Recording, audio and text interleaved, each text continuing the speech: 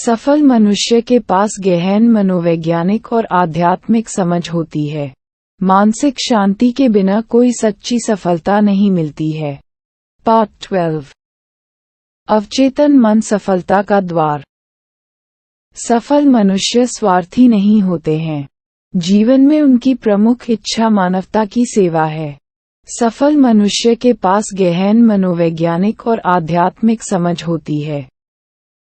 महान लोगों का कहना है कि सफलता का सच्चा आंतरिक अर्थ जीवन में सफल बनना है। इस धरती पर दीर्घकालीन शांति, खुशी और सुख पाने को सफलता की संज्ञा दी जा सकती है। इनका अनुभव ही वह अनंत जीवन है जिसके बारे में ईसा मसीह ने कहा है। जीवन की सच्ची चीजें जैसे शांति, सद्भाव, अखंडता, सुरक्षा और खुशी अमूर्त हैं। वे मनुष्य के गहरे स्वरूप से उत्पन्न होती हैं। यही वह सच्ची जगह है जहां घुन या जंग कमजोर नहीं करती है और जहां चोर धावा बोलकर चुराते नहीं हैं। सफलता के पायदान। पहला पायदान उस काम का पता लगाना है जिससे आप प्रेम करते हैं।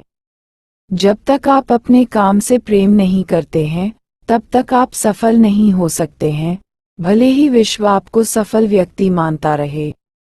काम से प्रेम होने पर आपके मन उसे करने की गहरी इच्छा होती है। यदि कोई मनोचिकित्सक बनने की इच्छा रखे और डिप्लोमा लेकर दीवार पर टांग दे तो वह काम पूरा नहीं हो जाता है। उसे और आगे काम करना पड़ेगा। उसे दूसरे क्लिनिकों में जाना और नवीनतम वैज्ञानिक जर्नल पढ़ना पड़ेगा। अर्थात आपको इंसानी कष्ट को कम करने के नवीनतम तरीकों के बारे में ज्ञान प्राप्त करना होगा, क्योंकि आपको रोगियों के हितों को सर्वोच्च प्राथमिकता देनी है। यदि ये शब्द पढ़कर आप ये सोचने लगे कि मैं पहला कदम नहीं उठा सकता क्योंकि मैं यही नहीं जानता हूँ कि मैं क्या करना चाहता हूँ, मुझे ये पता ही नहीं है कि मैं किस काम से प्रेम करता हूँ, मैं कोई क्षेत्र कैसे चुन सकता हूँ जिससे मैं प्रेम करूं, तो मार्गदर्शन के लिए इस तरह प्रार्थना करें। मेरे अवचेतन मन की असीमित बुद्धिमत्ता जीवन में मेरी सच्ची जगह मेरे सामने प्रकट कर रही है। इस प्रार्थना को धीरे धीरे, सकारात्मक तरीके और प्रेम से अपने अवचेतन मन के सामने दोहराएं। जब आप विश्वास से जुटे रहेंगे तो आपको भावना, संकेत या किसी निश्चित दिशा में प्रवृत्ति के रूप में उत्तर मिलेगा। ये स्पष्टता और शांति से तथा आंतरिक मौन जागरूकता से आपके सामने प्रकट हो जाएगा। सफलता का दूसरा पायदान काम की किसी विशिष्ट शाखा में विशेषज्ञता प्राप्त करना और उसमें उत्कृष्ट बनने की इच्छा रखना है।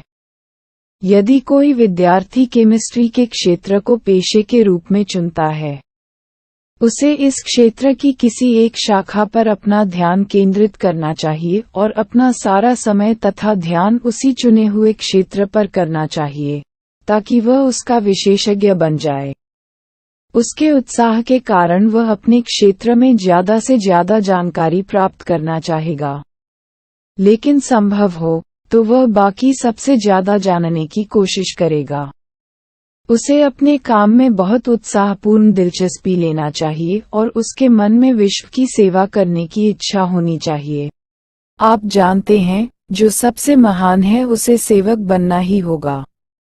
इस प्रकार उस मनुष्य के नजरिए में बहुत बड़ा विरोधाभास है जो जैसे तैसे आजीविका कमाना चाहता है, किंतु जैसे तैसे आजीविका कमाना सच्ची सफलता नहीं है। मनुष्यों के लक्ष्य ज्यादा महान, उत्कृष्ट और परोपकारी होने चाहिए।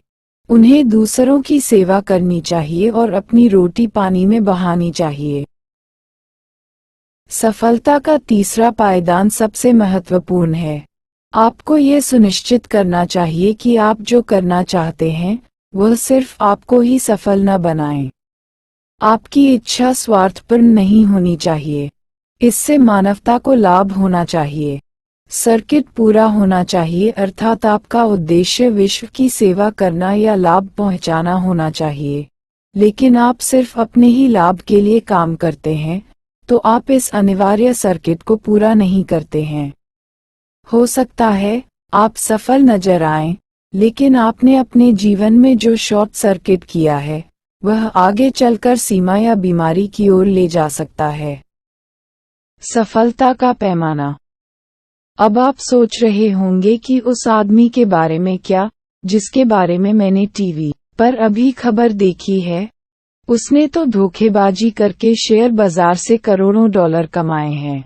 उससे ज्यादा सफल तो कोई नहीं लगता है और मुझे नहीं लगता कि वह मानवता को लाभ पहुंचाने की जरा भी परवाह करता होगा। ये मामले बहुत आम होते हैं, लेकिन हमें सावधानी से उनकी हकीकत समझनी होगी। हो सकता है कोई मनुष्य कुछ समय के लिए सफल नजर आए, लेकिन धोखे से प्राप्त धन अक्सर पंख लगाकर उड़ जाता है। इसके अलावा जब हम किसी दूसरे को लूटते हैं तो हम खुद को लूटते हैं। जिस कमी और सीमा की मानसिकता से हमने व्यवहार किया है वह दूसरे तरीकों से भी खुद को प्रकट करती है, जैसे हमारे शरीर, पारिवारिक जीवन और मनुष्यों के साथ हमारे संबंधों में। आप जानते हैं कि जो भी हम सोचते हैं वही होता है। हम जिसमें विश्वास करते हैं वही होता है। धोखे से दौलत इकट्ठी करने वाले मनुष्य को सफल नहीं माना जा सकता। मानसिक शांति के बिना कोई सफलता नहीं होती है। किसी मनुष्य की दौलत का क्या फायदा जब वह रात को सो नहीं सकता है, बीमार है या उसमें अपराध बोध की ग्रंथि है। मुझे एक बार लंदन में एक अपराधी से मिलना पड़ा। उसने अपने कारनामे बताए कि उसने बहुत सारी दौलत इकट्ठी कर ली थी और वह लंदन के बाहरी इलाके में अपने मकान में रहता था। गर्मियों में वह फ्रांस के घर में विलासिता का जीवन गुजारता था। विलासिता से, लेकिन आराम से नहीं। उसे हमेशा भय लगा रहता था कि स्कॉटलैंड यार्ड उसे कभी भी गिरफ्तार कर लेगा। उसे कई आंतरिक समस्याएं थीं, जो निश्चित रूप से उसके सतत भय और गहराई में जमी अपराध बोध की ग्रंथि से उत्पन्न हुई थी। वह जानता था कि उसने गलत काम किए हैं। अपराध के इस गहरे महसूस ने उसकी ओर बहुत सी मुश्किलों को आकर्षित किया। कुछ समय बाद उसने खुद को पुलिस के हवाले कर दिया और जेल की सजा काटी। जेल से छूटने के बाद उसने मनोवैज्ञानिक और आध्यात्मिक सलाह ली, जिससे उसका कायापलट हो गया। वह नौकरी करने लगा और कानून का पालन करने वाला ईमानदार नागरिक बन गया। उसे वह मिल गया जिसे करने से उसे प्रेम था। अब वह जीवन में पहली बार खुश था। आपने देखा कि एक सफल मनुष्य अपने काम से प्रेम करता है और खुद को पूरी तरह व्यक्त करता है। सफलता सिर्फ दौलत इकट्ठी करना नहीं है, ये तो इससे ऊंचे आदर्श पर निर्भर करती है। सफल मनुष्य वह है जिसने गहन मनोवैज्ञानिक और आध्यात्मिक समझ प्राप्त कर ली है।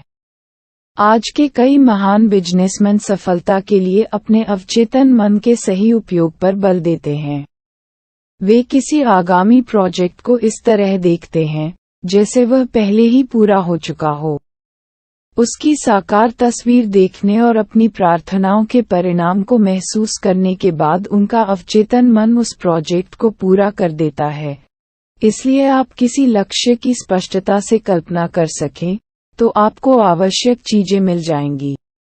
ये चीजें आपको अवचेतन मन की चमत्कारी शक्ति द्वारा ऐसे तरीकों से मिलेंगी जिनके बारे में आप कुछ नहीं जानते हैं। आपको सफलता के पायदानों पर विचार करते समय अपने अवचेतन मन की रचनात्मक शक्तियों को कभी नहीं भूलना चाहिए। यही सफलता की किसी भी योजना में सारे कदमों के पीछे की शक्ति है। आपका विचार रचनात्मक है। विचार भावना के साथ मिलकर कल्पनावादी विश्वास या विश्वास बन जाता है और तुम्हारे विश्वास के अनुरूप तुम्हें दिया जाएगा। अब आपने समझ लिया होगा कि आपके अंदर एक प्रबल शक्ति है जो आपकी सारी इच्छाओं को साकार करने में सक्षम है। तो आपको आत्मविश्वास और शांति का एहसास होता है। आप चाहे जो काम करते हो, आपको अपने अवचेतन मन के नियम अवश्य सीखने चाहिए। जब आप जानते हैं कि अपने मन की शक्तियों का कैसे प्रयोग किया जाए, जब आप खुद को पूरी तरह अभिव्यक्त कर रहे हों और अपनी प्रतिभा से दूसरों को लाभ पहुंचा रहे हों, तो आप सच्ची सफलता के अचूक मार्ग पर हैं, लेकिन आप ईश्वर के काम या इसके किसी हिस्से में जुटे हैं, तो ईश्वर आपके साथ है। ऐसे में कौन आपके खिलाफ टिक सकता है? धरती या आसमान में ऐसी कोई शक्ति नहीं है जो आपको सफलता तक पहुंचने से रोक सके। उसने सपना साकार किया। मैं एक बार हॉलीवुड अभिनेता से मिला, जिसका नाम शायद प्रत्येक फिल्म देखने वाले या टेलीविजन प्रेमी को मालूम होगा। उसने मुझे कहा था कि वह मिडवेस्ट में एक छोटे से खेत में पला बड़ा था। उसका परिवार जैसे तैसे गुजारा करता था। उसके मनोरंजन का एकमात्र साधन पुराना ब्लैक एंड व्हाइट टीवी था, जिस पर मुश्किल से 2 चैनल आते थे, लेकिन उसने अभिनेता बनने का सपना देखा। ये सपना उसके दिलो दिमाग पर हावी होता चला गया।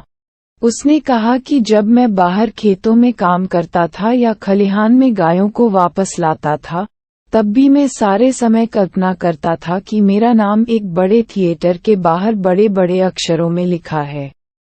मैंने प्रत्येक चीज स्पष्टता से देखी। प्रशंसकों की भीड़ शोर मचा रही है। इंटरव्यू लेने वाले मुझे घेरे हुए हैं। ये तस्वीर बरसों तक देखता रहा। आखिरकार मैंने घर छोड़ दिया। मैं लॉस एंजेलिस पहुंच गया और मुझे फिल्मों तथा टीवी कार्यक्रमों में काम मिल गया और जल्दी ही मुझे अभिनेता के रूप में पहली भूमिका मिल गई।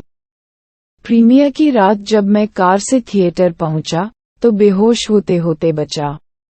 वहां पर मेरा नाम बड़े बड़े अक्षरों में रोशनी में चमक रहा था। भीड़ थी और अखबार के रिपोर्टर थे। सब कुछ वैसा ही था जैसी मैंने बचपन में कल्पना की थी। उसने आगे कहा, मुझसे ज्यादा कौन जान सकता है कि लगातार की गई कल्पना की शक्ति सफलता दिला सकती है। सपने की हकीकत। कुछ समय पहले मैं एक युवा फार्मासिस्ट मैरियस से मिला था। वह एक बड़े चेन ड्रग स्टोर के प्रिस्क्रिप्शन डिपार्टमेंट में काम करती थी। एक दिन मैंने उससे पूछा कि उसे यह नौकरी कैसी लगती है। ओह, ठीक है, उसने कहा था, तनख्वाह और कमीशनों से काम चल जाता है। इसके अलावा कंपनी मुनाफा भी बांटती है। लेकिन किस्मत अच्छी रही तो मैं कम उम्र में रिटायर हो जाऊंगी ताकि जीवन का आनंद ले सकूं। मैं एकदम खामोश हो गया। फिर उससे मैंने पूछा कि क्या आपने बचपन में यही सपना देखा था जब आपने फार्मासिस्ट बनने का फैसला किया था? वह बोली, नहीं, मेरा ख्याल है, नहीं। मैंने हमेशा खुद को अपने स्टोर की मालकिन के रूप में देखा था। मैं चाहती थी कि जब मैं सड़क पर जाऊं, तो लोग नाम लेकर मुझे हेलो कहें। मैं भी उन सबके नाम जानती थी, क्योंकि मैं उन्हें दवाएं देती थी। आप सोचेंगे कि यह अजीब है, लेकिन मैंने इस बारे में भी सपने देखे हैं कि माता पिता अपने बीमार बच्चे की दवा के लिए मुझे आधी रात को फोन कर रहे हैं। मैं अपने पाजामे के ऊपर कपड़े पहनकर नीचे स्टोर तक जा रही हूँ और उन्हें उनकी जरूरत की दवा दे रही हूँ। मेरे सपने की तस्वीर किसी बड़े स्टोर के काउंटर के पीछे 9 से 5 की नौकरी जैसी नहीं थी, है ना? मैंने कहा, लेकिन आप अपने सपने को पूरा करने की कोशिश क्यों नहीं कर रही हैं? क्या आप उसमें ज्यादा खुश और सफल नहीं होंगी? अपनी नजरें ऊपर रखें। यहाँ से बाहर निकलें। अपना खुद का स्टोर शुरू करें। मैं कैसे कर सकती हूँ? उसमें बहुत पैसे लगेंगे और हम इस वक्त जैसे तैसे महीना काटते हैं। उसने मुझे एक अद्भुत सच्चाई बताई। वह जिसे भी सच मानती थी, उसे वह अस्तित्व में ला सकती थी। मैंने उसे अवचेतन मन की शक्तियों के बारे में बताया। वह जल्दी ही समझ गई कि वह अपने अवचेतन मन तक स्पष्ट और विशिष्ट विचार पहुंचा दे, तो वे शक्तियां किसी तरह उसे साकार कर देंगी। वह कल्पना करने लगी कि वह अपने खुद के स्टोर में थी। उसने मानसिक रूप से बोतलें जमाई, पर्चों पर लिखी दवाएं बनाई और ग्राहकों का इंतजार करने की कल्पना की, जो उसके पड़ोसी और मित्र भी थे। उसने अच्छे खासे बैंक बैलेंस की तस्वीर भी देखी। मानसिक रूप से वह अपने काल्पनिक स्टोर में काम करने लगी। अच्छी अभिनेत्री की तरह उसने अपनी भूमिका अच्छी तरह निभाई।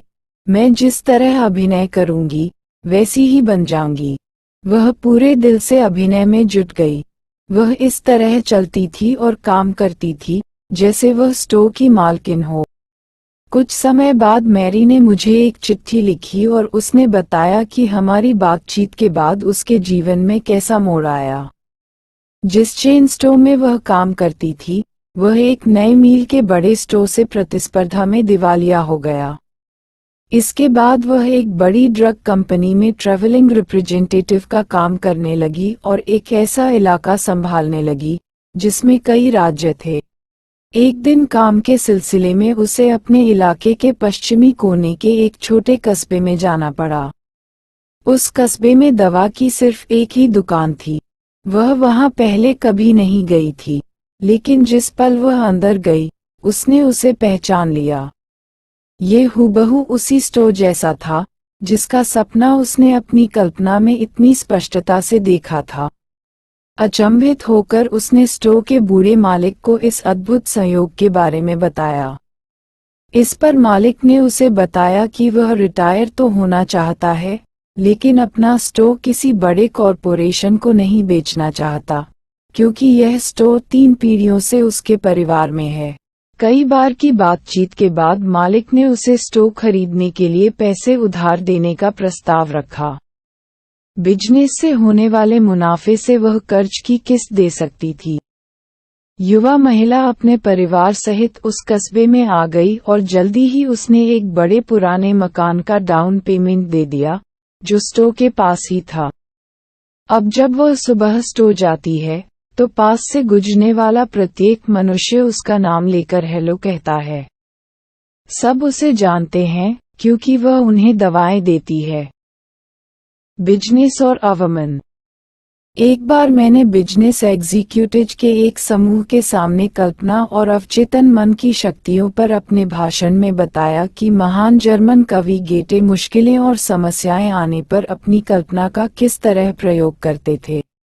गेटे की जीवनी लिखने वाले लेखकों ने बताया कि वे घंटों तक अकेले काल्पनिक बातचीत किया करते थे। वे कल्पना करते थे कि उनका कोई दोस्त उनके सामने बैठा है और उन्हें सही उत्तर दे रहा है। दूसरे शब्दों में, वे ये कल्पना करते थे कि उनका दोस्त उनकी समस्या के बारे में उन्हें सही या उचित सलाह दे रहा है। वे उस दोस्त के आगमन और बोलने के खास अंदाज की कल्पना करते थे। वे इस पूरे काल्पनिक दृश्य को जितना वास्तविक और स्पष्ट बना सकते थे, बनाते थे। इस भाषण के दौरान मुझे एक युवा स्टॉक ब्रोकर भी मिला। उसने गेटे की तकनीक अपना ली। वह एक परिचित करोड़पति निवेशक से काल्पनिक बातचीत करने लगी, जिसने एक बार शेयरों के समझदारी भरे सुझाव के लिए उसे बधाई भी दी थी। उसने इस बातचीत का तब तक अभिनय किया जब तक कि उसके मन में यह मनोवैज्ञानिक विश्वास के रूप में अंकित नहीं हो गया। इस ब्रोकर की आंतरिक बातचीत और नियंत्रित कल्पना निश्चित रूप से उसके लक्ष्य के अनुरूप भी थी। उसका काम अपने क्लाइंट्स को दमदार निवेश का सुझाव देना था। उसका लक्ष्य था कि वह अपने क्लाइंट्स को ज्यादा से ज्यादा लाभ पहुंचाए और अपनी समझदारी भरी सलाह से उन्हें समृद्ध बनाए। वह अपने बिजनेस में अवचेतन मन का उपयोग कर रही है और अपने क्षेत्र में बहुत सफल है। एक प्रमुख वित्तीय पत्रिका में हाल ही में उसका इंटरव्यू भी छपा है। 16 साल के लड़के की सफलता। एक बार 16 साल के टॉड एम ने मुझे बताया कि मैं प्रत्येक चीज में असफल हो रहा हूँ। मैं नहीं जानता कि ऐसा क्यों हो रहा है। मुझे लगता है कि मैं निरा मूर्ख हूँ। शायद अच्छा यही रहेगा कि उनके स्कूल से निकालने से पहले मैं खुद ही स्कूल छोड़ दूं। बाद में मुझे पता चला कि टॉड का नजरिया ही गड़बड़ था। वह अपनी पढ़ाई के बारे में उदासीन था और अपने कुछ टीचर्स तथा सहपाठियों के प्रति द्वेष भी पाले था। मैंने उसे बताया कि पढ़ाई में सफल होने के लिए वह अपने अवचेतन मन का प्रयोग कैसे कर सकता है। वह दिन में कई बार कुछ सच्चाइयों की घोषणा करने लगा, खास तौर पर सोने से ठीक पहले और सुबह। जागने के ठीक बाद, जैसा कि हम देख चुके हैं, अवचेतन मन तक विचार पहुंचाने के लिए ये सबसे अच्छे समय होते हैं। उसने ये सकारात्मक घोषणा की, मुझे महसूस है कि मेरा अवचेतन मन यादों का भंडार है। ये प्रत्येक उस चीज का संग्रह करता है जो मैंने पढ़ी है या टीचर्स के लेक्चर्स में सुनी है। मेरी याददाश्त आदर्श है, बशर्ते मैं उसका प्रयोग करने का चुनाव करूं। मेरे अवचेतन मन की असीमित बुद्धिमत्ता मुझे वह प्रत्येक चीज लगातार बताती है जो मुझे परीक्षा में जानने की जरूरत है, चाहे वह लिखित हो या मौखिक। वे अपने सभी टीचर्स और सहपाठियों के प्रति प्रेम और सद्भाव दर्शाता है। मैं सचमुच चाहता हूं कि वे सफल हो और उन्हें सभी अच्छी चीजें मिलें। टॉड अब पहले से बहुत ज्यादा स्वतंत्रता का आनंद ले रहा है। उसे अब प्रत्येक विषय में ए ग्रेड मिल रहा है। वह कल्पना करता है कि उसके टीचर्स और माता पिता पढ़ाई में उसकी सफलता पर उसे बधाई दे रहे हैं। खरीदने और बेचने में सफलता का राज। याद रखें कि खरीदते या बेचते समय आपका चेतन मन स्टार्टर है और आपका अवचेतन मन मोटर है। आप मोटर चालू करेंगे, तभी यह काम शुरू कर पाएंगे। आपका चेतन मन आपके अवचेतन मन की शक्ति को जगाता है। अपनी स्पष्ट इच्छा, विचार या छवि को अपने अवचेतन मन तक पहुंचाने का पहला कदम उसे शांत करना है। शिथिल, निष्क्रिय और शांत मानसिक नजरिया बाहरी मामलों तथा गलत विचारों को अवचेतन मन तक पहुंचने और लक्ष्य में हस्तक्षेप करने से रोकता है। यही नहीं, मस्तिष्क के शांत, निष्क्रिय और ग्रहणशील नजरिए में न्यूनतम प्रयास की जरूरत होती है। दूसरा कदम मनचाहे परिणाम की वास्तविकता की कल्पना करना है। जैसे, हो सकता आप कोई मकान खरीदना चाहते हों। अपनी शिथिल मानसिक अवस्था में आप इस तरह घोषणा करते हैं, मेरे अवचेतन मन की असीम बुद्धिमत्ता परम बुद्धिमान है। यह मुझे अपनी सारी जरूरतों को वाला आदर्श मकान बताती है जिसे मैं खरीद सकता हूँ। मैं अब इस आग्रह को अपने अवचेतन मन को सौंप रहा हूँ। मैं जानता हूँ कि यह मेरे आग्रह की प्रकृति पूरा करने के अनुरूप प्रतिक्रिया करेगा। मैं इस आग्रह को पूर्ण विश्वास और विश्वास के साथ उसी तरह स्वतंत्र कर रहा हूँ जिस तरह किसान जमीन में बीज बोता है। आपकी प्रार्थना का उत्तर अखबार के किसी विज्ञापन या दोस्त से मिल सकता है, या हो सकता है कि आपको किसी खास मकान की तरफ सीधे मार्गदर्शन दिया जाए जो ठीक वैसा ही होगा जैसा आप चाहते हो।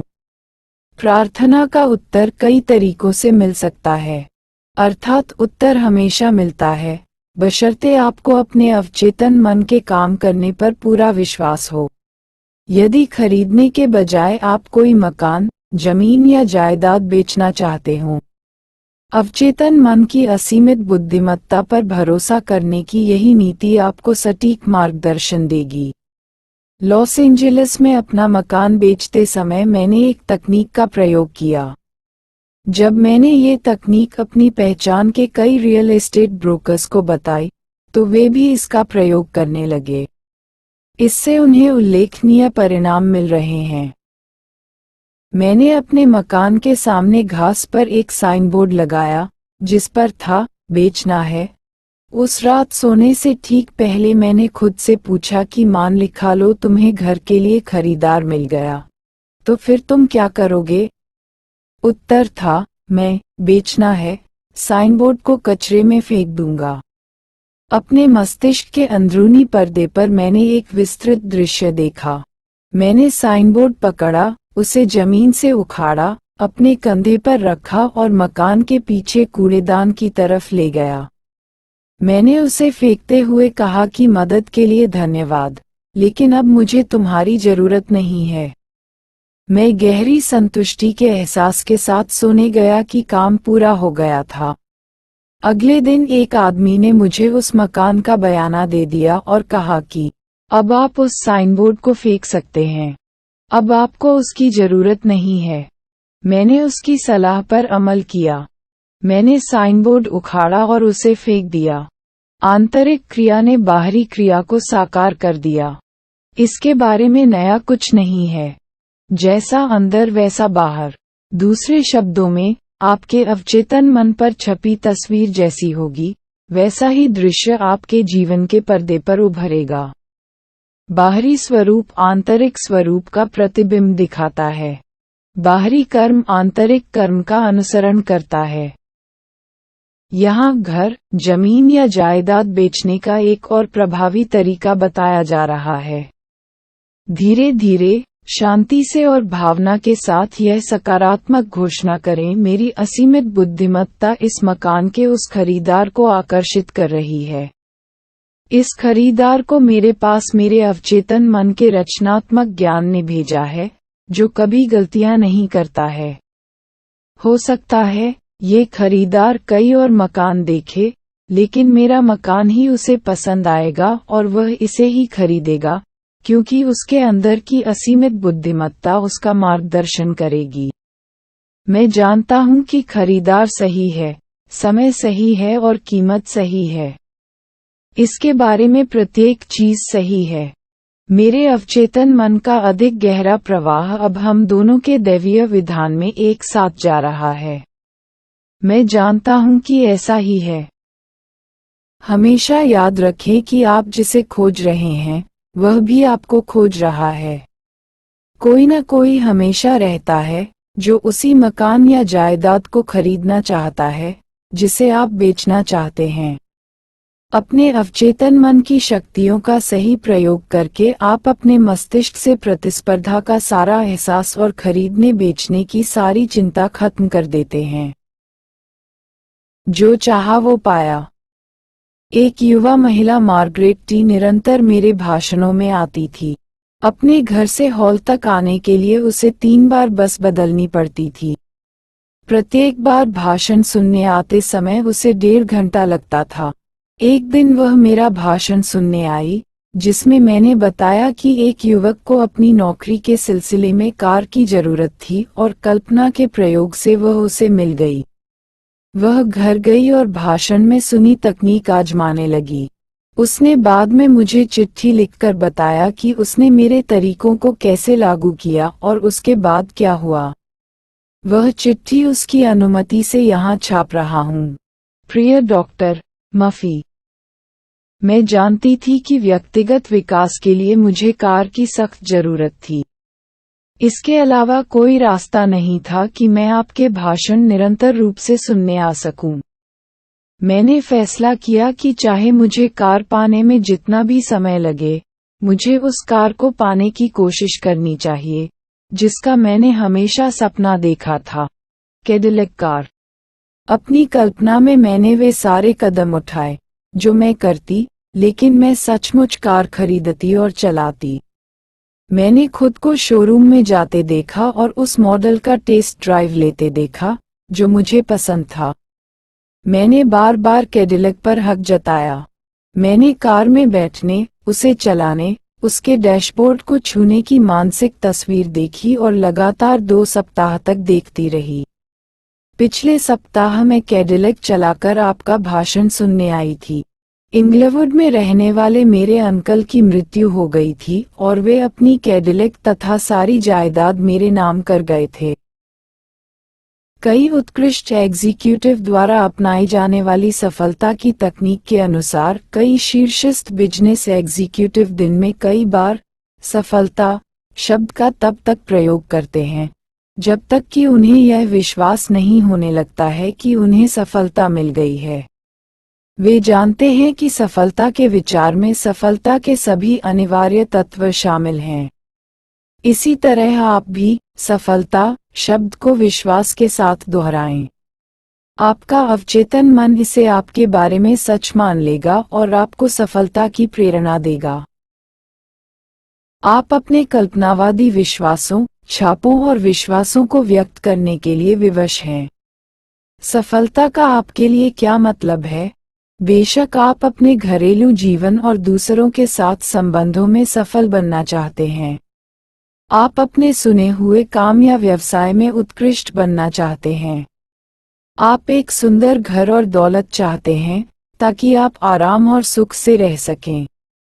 आप अपने प्रार्थना जीवन और अपने अवचेतन मन की शक्तियों के संपर्क में सफल बनना चाहते हैं।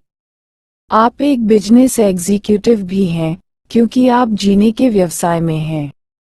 आप जो करना चाहते हैं और जिस वस्तु के मालिक बनना चाहते हैं, उसकी कल्पना करके सफल एग्जीक्यूटिव बने, कल्पनाशील बने। मानसिक रूप से सफलता की वास्तविक तस्वीर देखें। इसकी आदत डालें। प्रत्येक रात को सफल और पूर्ण संतुष्टि के साथ सोने जाएं। अंततः आप अपने अवचेतन में सफलता का विचार बोने में कामयाब हो जाएंगे। विश्वास करें कि आप सफल होने के लिए पैदा हुए हैं और प्रार्थना करने से चमत्कार हो जाएगा। याद रखने लायक विचार पता लगाएं। पता लगाएं कि आपको कौन सा काम प्रिय है, फिर उसे कर दें। लेकिन आप अपनी सच्ची अभिरुचि नहीं जानते हैं, तो मार्गदर्शन के लिए प्रार्थना करें और यह आपको मिल जाएगा। सफलता का मतलब सफल जीवन है, लेकिन आप शांत, खुश, सुखी हैं और अपना प्रिय काम कर रहे हैं, तो आप सफल हैं। सफल मनुष्य स्वार्थी नहीं होते हैं। जीवन में उनकी प्रमुख इच्छा मानवता की सेवा है।